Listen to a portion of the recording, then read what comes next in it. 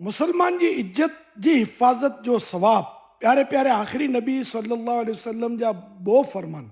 Number करो जो पोते जे मुसलमान भाजी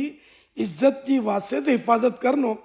तो अल्लाह पाक जे करम जे जिम्मे ते आए कि उनके दोजख से आजाद करी दिए। नंबर बो जो पोते जे भाजी इज्जत जी दुनिया में हिफाजत करी अल्लाह पाक क़यामत जे ॾींहुं हिकिड़ो फ़रिश्तो मोकिलनो जो जहन्नम से इनजी हिफ़ाज़त करनो। तो मुसलमान जी इज्जत जी हिफ़ाज़त बहुत ज़रूरी है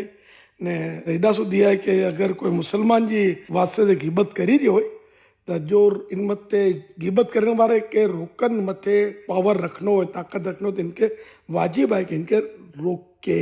अगर हदीस पाक में प्यारे आका सल्लल्लाहु अलैहि वसल्लम जो इरशाद आए जिनके सामे उनके मुसलमान भाजी ग़ीबत करन में चे अने हू उनकी मदद मथे कुदरत रखनो है ने मदद करे अल्लाह पाक दुनिया ने आखिरत में इनकी मदद कई नो अने अगर ताकत रखने के बावजूद इनकी मदद ना करी तो अल्लाह पाक दुनिया ने आखिरत में इनके पकड़नो। अल्लाह पाक दुनिया ने आखिरत की पकड़ से पाक के महफूज रखे।